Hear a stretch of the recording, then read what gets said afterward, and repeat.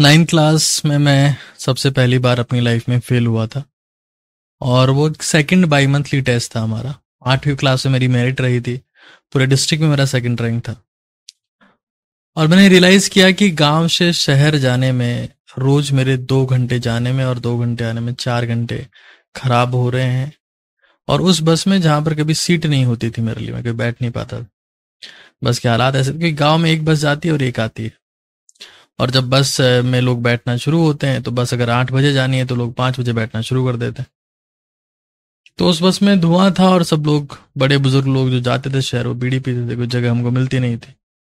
4 घंटे रोज खराब हो रहे थे। तो मैंने पाया कि मैं फेल इसलिए हुआ क्योंकि मेरे पास पढ़ने का समय ही नहीं है।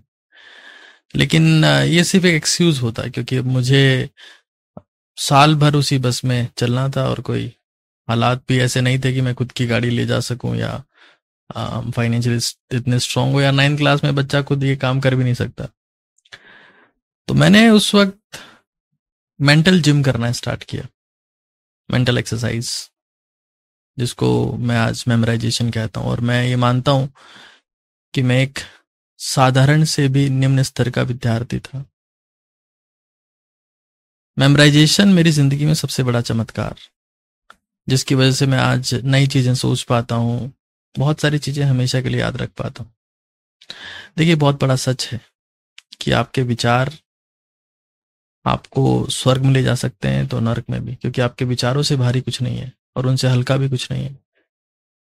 अगर आपके विचार शानदार है तो आप उड़ने लगते हैं, और अगर विचार बेकार हैं तो आप गड्ढे में गिर जाते हैं जहां से कोई बाहर निकालने वाला आपको नहीं है।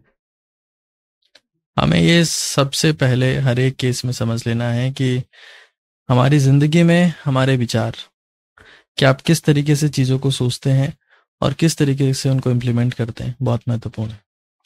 विशेष तौर से जब आप ये पाते हैं कि आपके दिमाग में कोई चीज टिक नहीं रही है, आप बार बार पढ़ते हैं या आप किसी प्रोफेशन में हैं तो कोई भी काम आप भूल जाते हैं, क्योंकि आप मेमोराइज नहीं कर रहे हैं। अगर आप मेमोराइजेशन को अपनी जिंदगी का एक हिस्सा बनाते हैं तो आप ये पाएंगे कि आपका एक दिमाग 100 दिमाग के बराबर काम करने लगता है। ये दिमाग की वो कसरत है जो आपके दिमाग को बहुत सारे विद्वानों से भी आगे ले जाती है। और एक चीज ध्यान रखना है कि शरीर की कसरत की वैल्यू 1% भी नहीं है। दिमागी कसरत ही आपकी जिंदगी को असली ताकतवर बनाता है। दूसरी बात यह कि आज तक जितने भी धर्म आए हैं, क्योंकि धर्म इस दुनिया का सबसे पुराना व्यापार है, कोई इसे माने या ना माने, हालांकि ईश्वर है या नहीं है, उनका अस्तित्व है या नहीं है, इस बारे में मैं कोई भी तर्क दूंगा तो एक कुतर्क होगा और वो बहस करने का मेरा मुद्दा भी नहीं। मेरा काम आपको सिखाना है।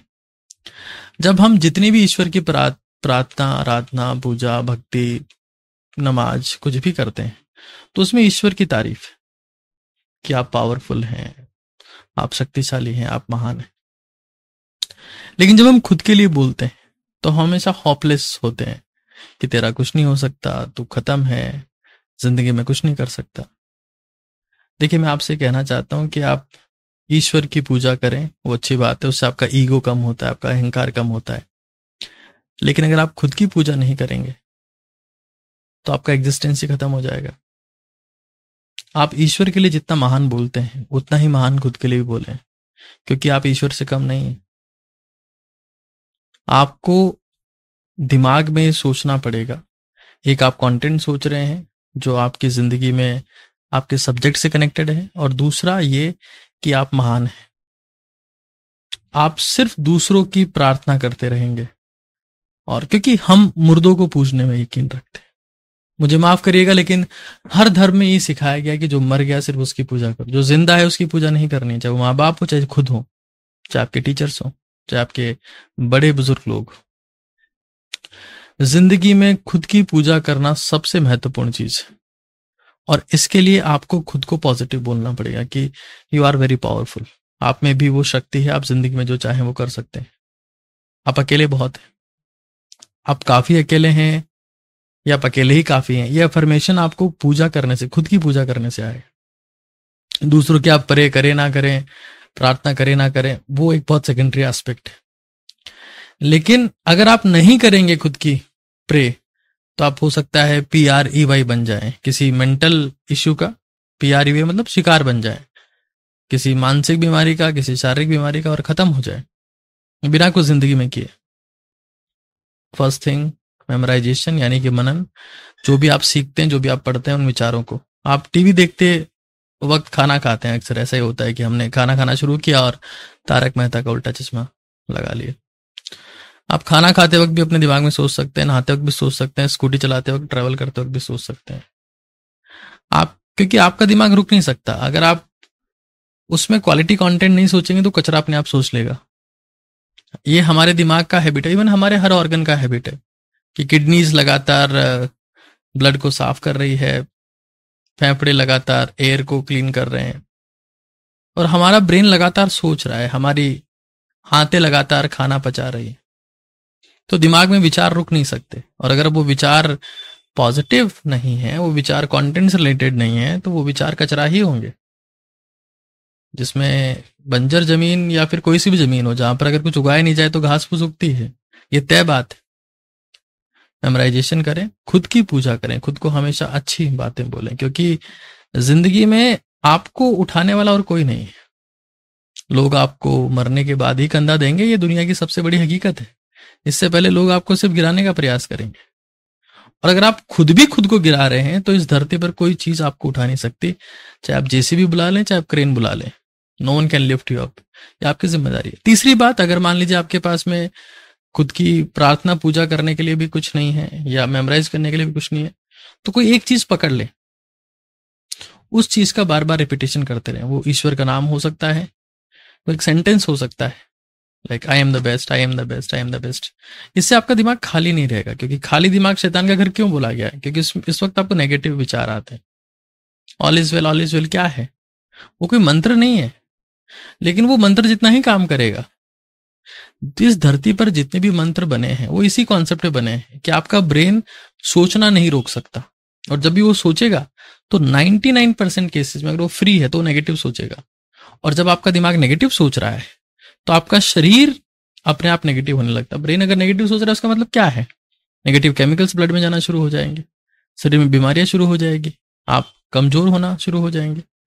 मंत्र की शक्ति का मतलब क्या है? कि आपके दिमाग को नेगेटिव ना सोचने दिया जाए, एक चीज को बार बार बार बार रिपीट किया जाए, तो आपके दिमाग में बढ़िया केमिकल्स होंगे। क्योंकि ये नीचे सिर्फ ढांचा है, ये सॉफ्टवेयर है, ये डिसाइड करेगा सब कुछ। और सॉफ्टवेयर में कोडिंग थॉट से होती है। मेमोराइजेशन, खुद की पूजा करना, क्योंकि आप ही ईश्वर है। और अगर आप फ्री हैं, आपके पास में कुछ नहीं है कभी, तो किसी एक ही शब्द को बार बार रिपीट करना, ये मेंटल एक्सरसाइज है। और ये किसी भी जिम की मेंबरशिप से 10 लाख गुना ज्यादा महत्वपूर्ण है। जब शरीर बनता है तो बॉडी बनाने के लिए शर्त है न्यूट्रिशन और वेट उठाना, यानी कि आपको खाना है और अपनी मसल्स को तोड़ना है।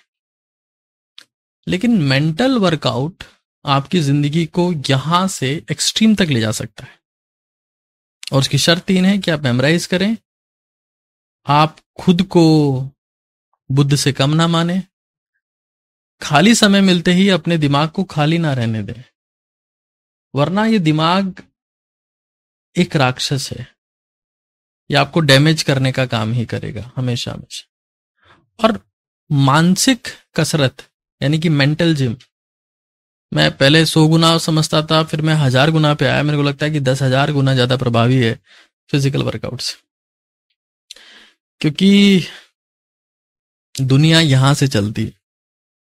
2 हाथ सबके हैं, 2 पैर सबके हैं, ये वो चीज है जहां से सारा डिफरेंस पैदा होता है। मेमोराइजेशन, प्रे योरसेल्फ, और किसी एक चीज को बार बार रिपीट करना, ये मेंटल वर्कआउट्स जो आपके नॉर्मल ब्रेन को सुपर ह्यूमन का ब्रेन बनाते हैं। मतलब लौकिक इंसान को अलौकिक बनाते हैं, सुपर नेचुरल। अगर आप इनको ट्राई करते हैं तो आप ये पाएंगे कि आपकी मानसिक क्षमता, आपकी दिमागी क्षमता एक अलग स्तर पर पहुंच गई है। मैं आपको बता रहा हूं, मैं एक बिलो एवरेज इंसान रहा हूं, लेकिन अभी मैं आपके सामने जो कुछ भी बोल रहा हूँ उसके लिए मुझे किसी स्क्रिप्ट की ज़रूरत नहीं है, किसी टेलीप्रॉम्प्टर की ज़रूरत नहीं है, मुझे कुछ कंटेंट लिखा हुआ नहीं है। ये सब मेरे विचार हैं जो मेमोराइजेशन से, जो खुद की खुद के बारे में अच्छा बोलने से या किसी एक चीज़ को बार बार रिपीट करने से पैदा होते हैं। मैं चाहता हूँ कि हम सभी भारत के लोग मेंटल एक्सरसाइज में समय इन्वेस्ट करें, खुद की पूजा करें और भारत को एक शक्तिशाली देश बनाएं। क्योंकि जब तक उस देश के लोगों का माइंडसेट सही नहीं होगा, वो देश सुपर पावर नहीं बन सकता। और आज मैं चाहता हूं कि देश का हर एक व्यक्ति इन 3 चीजों को अपनी जिंदगी में इंप्लीमेंट करे। महात्मा गांधी ने कहा था कि आज बुरा मत देखो, बुरा मत सुनो, बुरा मत कहो। ये 3 चीजें आपकी जिंदगी को तीनों लोकों तक प्रभावी बना सकती है। यही आपकी जिंदगी के ब्रह्मा विष्णु महेश है। धन्यवाद।